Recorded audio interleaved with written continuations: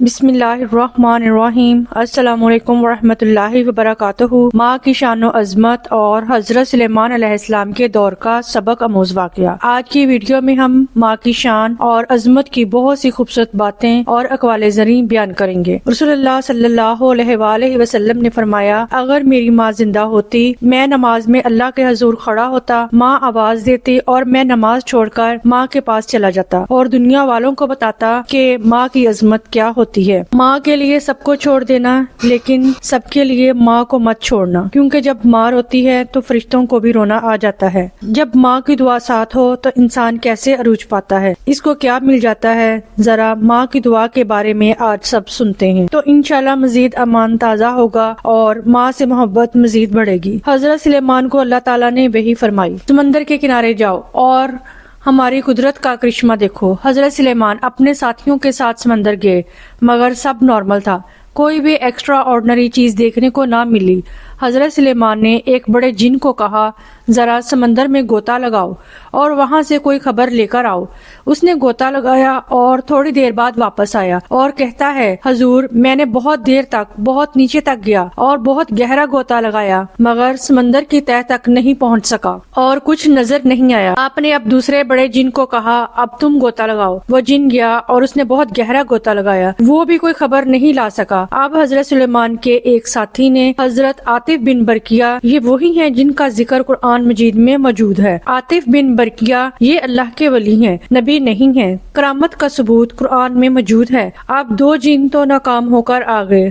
حضرت سلیمان نے حکم دیا کہ اب تم جاؤ، سمندر کے اندر کا حال بیان کرو، اور تھوڑی دیر میں ایک عالی شان کا پوری 4 دروازوں والا سفید گنبد آپ کے سامنے لا کر رکھ دیا۔ سمندر کے اندر سے نکال کر ایک سفید گنبد لے کر آ گئے، ایک دروازہ موتی کا، ایک دروازہ یاقوت کا اور ایک دروازہ ہیرے کا، چوتھا دروازہ زمرد کا۔ سارے دروازے کھلے ہوئے تھے، لیکن اس گنبد کے اندر پانی کا ایک قطرہ بھی داخل نہیں ہوا تھا۔ سمندر کی گہرائی سے تو نکال کر لے آئے۔ جب گنبد حضرت سلیمان کے سامنے حاضر کیا تو دیکھا اس کے اندر ایک بہت خوبصورت حسین جوان موجود ہے اور اللہ کی عبادت میں مشغول ہے۔ جب وہ فارغ ہوا تو اس نے حضرت سلیمان کو سلام کیا۔ آپ نے فرمایا، تجھے اتنی گہرائی میں سمندر میں کس نے پہنچایا؟ جنات بھی تیری گہرائی کو نہ پہنچ سکے، تو کیسے پہنچ گیا؟ کہتا ہے، حضور میرے والد اپاہج سے، میری والدہ نبینہ تھی، میں نے ان کی 70 برس تک خدمت کی۔ میری ماں نے وفات سے پہلے یہ دعا کی تھی، اے اللہ میرے بیٹے کی عمر دراز فرما۔ جب میرے والد